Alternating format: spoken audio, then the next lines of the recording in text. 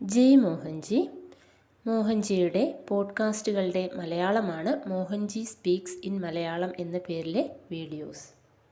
ഇതിൽ മോഹൻജി എന്താണ് പറയുന്നത് എന്ന് നോക്കാം.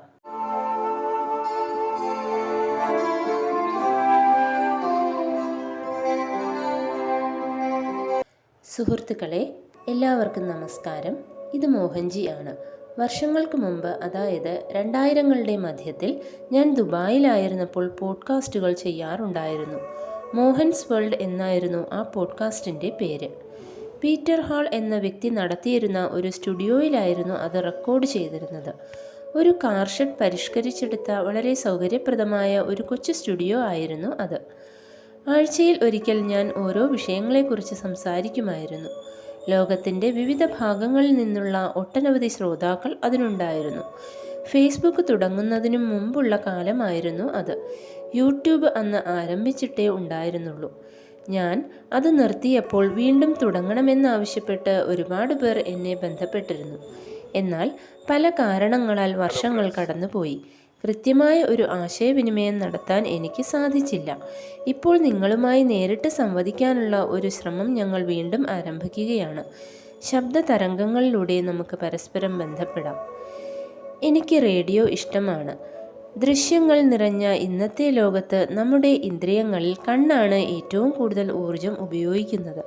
അതിനാൽ കണ്ണുകൾ അടച്ചു പിടിച്ച് കേൾക്കുക എന്ന ആശയം എനിക്ക് വളരെ ഇഷ്ടമാണ്. അതിൽ വലിയ അർത്ഥമുണ്ടെന്ന് ഞാൻ കരുതുന്നു.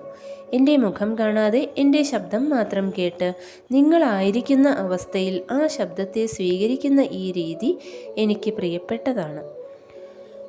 പഴയതുപോലെ ആഴ്ചയിലൊരിക്കലോ അല്ലെങ്കിൽ സാധിക്കുമെങ്കിൽ അതിലധികമോ പോഡ്കാസ്റ്റുകൾ ചെയ്യാൻ ഞങ്ങൾ ശ്രമിക്കും. ഇപ്പോൾ ഈ കൊറോണ കാലത്ത് എനിക്ക് കൂടുതൽ സമയം ലഭിക്കുന്നുണ്ട്.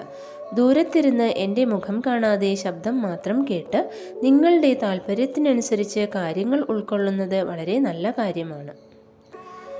നമ്മൾ എന്തിനെക്കുറിച്ചാണ് സംസാരിക്കേണ്ടത് എന്നത് നിങ്ങളെ ആശ്രയിച്ചിരിക്കും.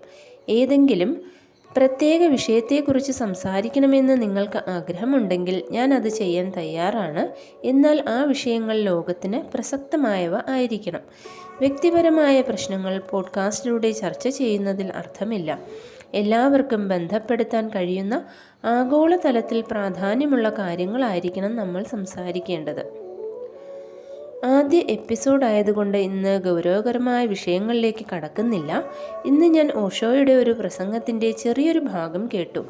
അതിൽ അദ്ദേഹം ഇങ്ങനെ പറയുന്നു: നിങ്ങൾ എന്നെ വിശ്വസിക്കാത്തതിൽ എനിക്ക് സന്തോഷമുണ്ട്. കാരണം നിങ്ങൾ എന്നെ വിശ്വസിച്ചിരുന്നെങ്കിൽ അത് എനിക്ക് വലിയൊരു ഉത്തരവാദിത്തമാകുമായിരുന്നു.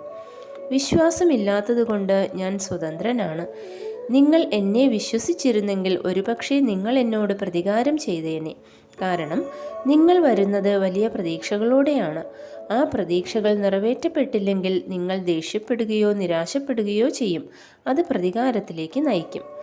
ഇതൊരു വൈരുദ്ധ്യമായി തോന്നാം, പക്ഷേ ആഴത്തിൽ ചിന്തിച്ചു നോക്കൂ. നമ്മൾ എപ്പോഴും ഒരാളുമായി ബന്ധപ്പെടുന്നത് ചില പ്രതീക്ഷകളോടെയാണ്. നമ്മുടെ എല്ലാ ബന്ധങ്ങളിലും പ്രതീക്ഷകൾ അടങ്ങിയിട്ടുണ്ട്.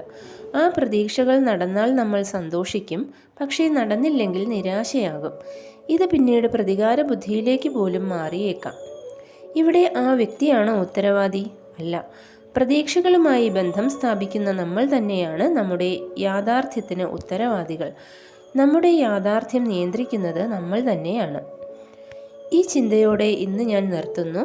ഓരോ തവണയും നിങ്ങൾക്ക് ചിന്തിക്കാൻ എന്തെങ്കിലും നൽകാനാണ് ഞാൻ ആഗ്രഹിക്കുന്നത്. ചിന്തിക്കാനും ധ്യാനിക്കാനുമുള്ള കഴിവ് മനുഷ്യനെ മറ്റു ജീവികളിൽ നിന്ന് വ്യത്യസ്തനാക്കുന്നു.